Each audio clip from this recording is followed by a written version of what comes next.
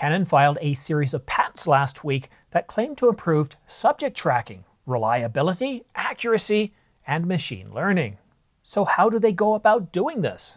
But before we get to the details, please subscribe to this channel. It doesn't cost you anything, helps this channel grow, and keeps you up to date on the latest camera coverage. Japanese patent application JP 2024-03-3688, filed on August the 31st, 2022, and published March the 13th, 2024, claims to provide a focused adjustment device that can track a subject steadily. So how is this accomplished, you might ask? Well, to be honest with you, the patent application legalese didn't translate all that well, so I've paraphrased it a little bit so it sounds a little bit more, well, written for you and I. The device includes a unit that detects an object's position and reliability in an image, and another unit that predicts an object's future position based on the past focus data. In a focusing state, a control unit adjusts the focus lens based on the difference between the current and the predicted positions of the object. So this patent is all about being able to predict the trajectory of where the subject is going to be, so it can predict its position and also adjust the autofocus accordingly. Pretty impressive. Well, now we're going to turn our attention to patent applications that also work on subject tracking but focus on accuracy and reliability. Japanese patent application JP 2024-03-3747, filed on August 31st, 2022, and published March 13th, 2024, it claims to provide an imaging apparatus capable of detecting and tracking various objects while minimizing false detections.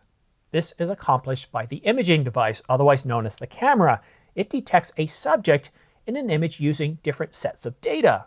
It switches the main subject being tracked to a different type of tracking if the new data provides a more accurate detection. This switch occurs either when the device is in standby mode or after the user initiates focusing. If the new data suggests that the subject hasn't moved, or if it's more likely to be the main subject, the device switches the main subject type. If the new data suggests that the subject is the same as the current one, or if it is more likely to be the main subject, the device then switches the main subject type. Once again, I simplified the legal speak from the Japanese original text to English, but I get that it's still a little bit hard to understand. But essentially, what this patent application is doing is using machine learning and other sensory input to be able to predict the path to determine what subject we're tracking. So if any other information comes up into the screen or into the frame, that could potentially cause the subject tracking to jump from the subject to something else, well, this reduces the risk of that happening. However, if you want to learn a little bit more on how Canon plans to use machine learning for subject tracking improvements, take a look at the recently announced patent application JP 2024-03-4309.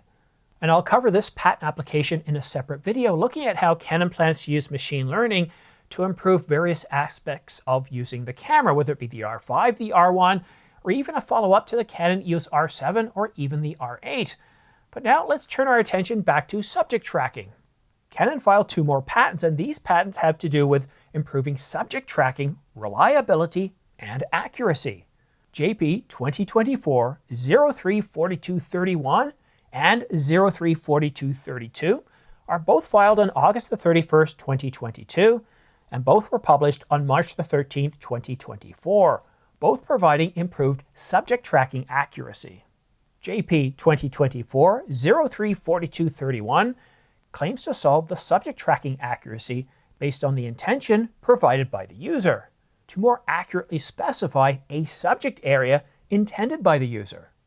And this could be through existing technologies such as the eye-controlled autofocus found in the Canon EOS R3, or it could be through some completely new technologies that Canon hasn't announced yet that might be coming out in the Canon EOS R5 Mark II or the Canon EOS R1.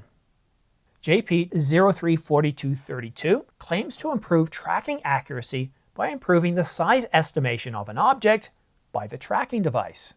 I know, the machine translation here is pretty bad, but trust me, when it comes to the original, it isn't much better, because these are written by lawyers and engineers, and what we actually get is rather cryptic. They'll use terms such as image detecting unit or device or some other term when they could have just said camera or sensor or image processor. The terminology and vocabulary is very different, but essentially what Canon is doing here in this patent application is improving subject tracking, where the subject being tracked is moving relative to this camera sensor away or toward the camera. And what that does is, effectively, you might not realize this because your brain automatically figures it out, but it's actually changing what that subject looks like. As it moves away, it becomes smaller. As it moves closer, it becomes bigger. And believe it or not, that's actually a tall order to tell a camera how to figure out.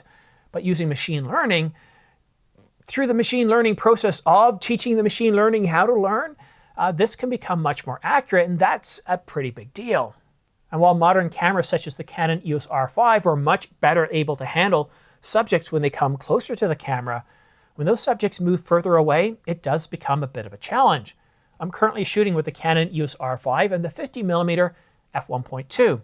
I've shot over 1,200 videos using this studio setup, and only I think 2 or 3 times has it actually started hunting. Here's the key. Whenever I move about 7, 8, or 9 feet away from the sensor on the camera, that's when the autofocus using eye detection starts to go a little bit crazy. It can't quite figure things out.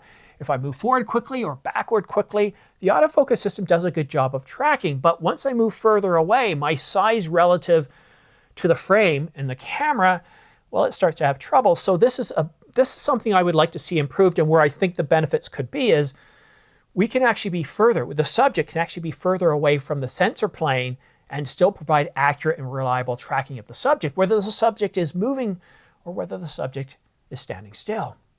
Today we've covered 4 separate patent applications that were published on the same day, filed on the same day, covering subject detection related to autofocus. But these aren't the only patent applications we've covered in the last 6 months. Of the ones that we've followed, there have been at least 4 to 6 separate patent applications. These aren't rumors. These aren't coming from leaked specifications. These are coming directly from Canon. And the degree of patent applications really related to autofocus tracking, subject detection, whether it's moving in and out of frame, whether it's moving further away or moving closer, whether it's machine learning, we've seen well over 10 patent applications. And what that tells us is Canon has approved a significant amount of resources towards improving the autofocus system in all aspects, from using machine learning to better predict the way you and I would think, such as eye-controlled autofocus, towards subject detection, whether that subject is moving into the frame, out of the frame, backwards and forwards, whether it's hidden temporarily by an object or not. This is pretty significant. While we don't know the actual date of the announcement of the Canon EOS R5 Mark II, or the flagship mirrorless camera, the Canon EOS R1, nor do we know with any certain degree of certainty what the actual specifications of these 2 cameras are going to be. With all these patent applications that we've seen going back to 2021 to 2022, which is when they were filed, March the 14th or March the 13th is when they were published. There's a difference there of 2 years. And all the information that they filed with lawyers to the Japanese Patent Office, well, they would have already done research for anywhere from 6 months to a year, 2 years, or even 4 years. So Canon's had a lot of time to improve the autofocus system.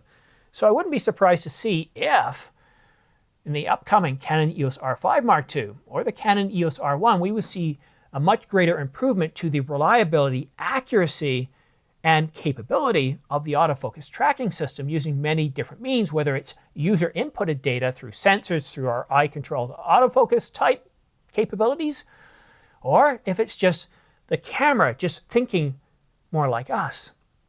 And that's kind of a big deal, and that's what's got me excited. And I actually did find another patent application that was published on March the 14th that actually deals with the eye-controlled autofocus. But as the R3 is already out on the market, that's not really a big deal, although it could provide some enhancements to that system. So if you do want to stay up to date on the latest and greatest when it comes to camera, news, rumors, and forecasting, go ahead and subscribe to this channel. I'm making it more of a mission to provide more patent coverage, because when we don't get a lot of leaked specifications like we have in previous years, the only way to really find out what Canon is working on, or Nikon or Sony, is to take a deep dive into patent applications. And, you know, where we aren't getting a whole lot of news, this is getting me a whole lot more excited as to what I could potentially see. So I've got a few more videos that should be coming out this week talking about patent applications. So stay tuned, subscribe, choose all notifications, and don't forget to follow me on X. And if you're looking at purchasing any camera gear, lenses, or accessories, then please consider using my affiliate links to Amazon.com, Adorama, or B&H. I get a small commission of around 2 to 12% back, depending on who you buy from and what you buy. And all that goes right back into supporting this channel. And a big thanks to all of you that have used my affiliate links in the past. I greatly appreciate it because this channel is where it is today. And if you live outside of the United States, I don't blame you for not using my affiliate links. Please use your local camera store and support them. But a big thanks to everybody that does support this channel, whether it's using affiliate links, it's commenting, engaging me in the comments, or it's liking or anything else, sharing out my videos.